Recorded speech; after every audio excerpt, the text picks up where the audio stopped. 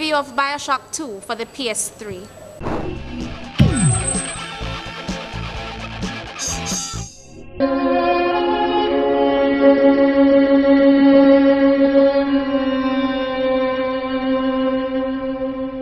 The original Bioshock, in my opinion, was and still is a groundbreaking game. The way I see it, to this day I haven't really seen a Bioshock clone.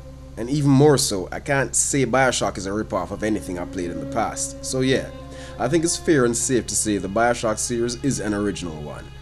With that said, let's move on to Bioshock 2. I got this one for the PS3. I got it long after its release, but it's still a worthwhile buy. This is it, Chief. End of the line. Let me start with the visuals.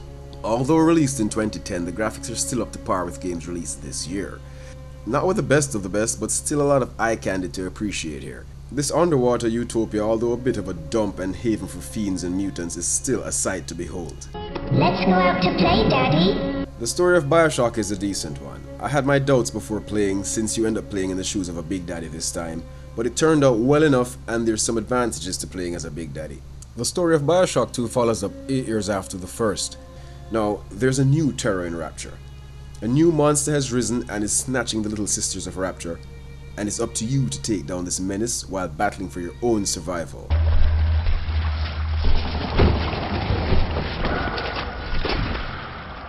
The story is played out with the same top-notch audio as before, with great voice acting, convincing scores and sound effects that totally immerses you in this fictional world of Rapture once again.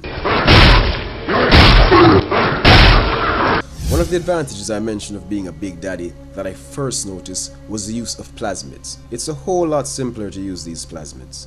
This makes more sense, especially in a game like this where the learning curve is a bit tricky. I'll revisit this learning curve in a few.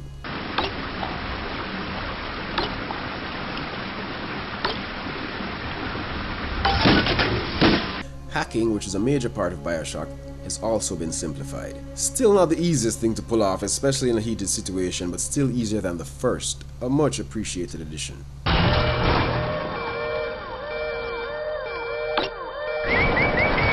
Now there's an unexpected addition to my thumbs up section of this review, the multiplayer. I really thought this would have been a laughable addition. I really just didn't see how this could be anything worthy of game time or something I'd even played twice. But the multiplayer, well, the little I've played is really good, and just like the campaign offers a refreshing change, really well put together and some incredible fun. I'll give you all more insight on this in the lobby another day.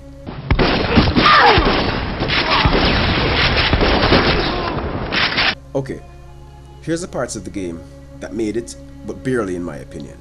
First is the general gameplay. A change, a refreshing one, but not for everyone. There's a very strong emphasis on the need for strategy in Bioshock 2. You can't just run and gun as you might in some other titles, and it's not a choice of two play types either, like run and gun or stealth. There's a lot more in the way of strategic gameplay required here.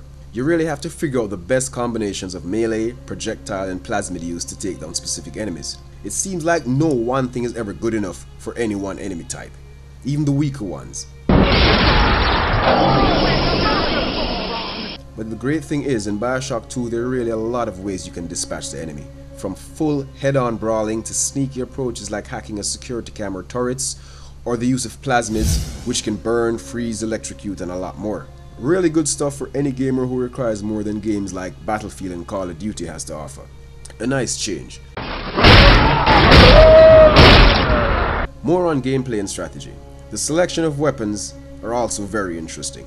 Sometimes I get this strong survival horror vibe from Bioshock 2, especially where ammo is concerned. But the weapons are pretty effective once you learn the basic rules of conservation and understand when to use what. If you don't get that, then you'll think the weapons are complete garbage. And one shot does not kill, so it's something you need to get used to, kind of like an acquired taste. Now, with all these words of praise, you might ask, why is this only considered okay and not great? Why did I say these elements barely made it? Well, it's the learning curve I mentioned earlier. The whole emphasis on strategy thing requires a bit of reprogramming for gamers like myself who play a lot of the other more popular first-person shooters.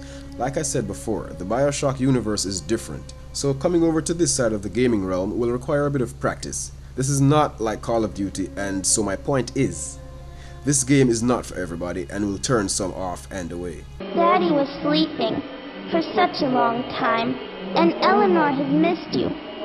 The autosave feature is also in my acceptable books. The checkpoints are fairly distributed, but here's the thing about the autosave. It's kind of a false sense of security. You might think that when you autosave and die and start back at a particular checkpoint that it's really saved. But if you switch the game off without doing a manual save, you'll realize no, you're gonna have to start back at the last real save you had. Yeah, it's kinda tricky and it set me back a couple of times and I forgot to do that, but you'll get used to it. Well, I'd say he's hiding something, but he sort of took the fun out of that one. Here's the only real bad thing I found in Bioshock 2.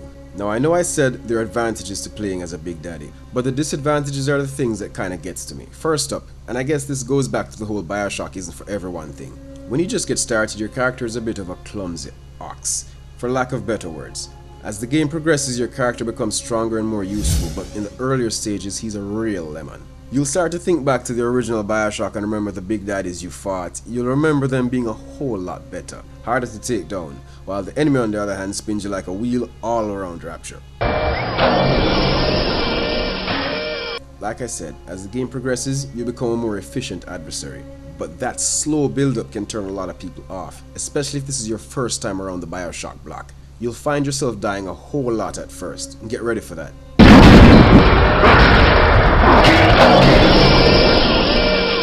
But at the end of it all, Bioshock 2 is one solid title that I'm glad I picked up. Great game. The Lab gives Bioshock 2 an 8 out of 10.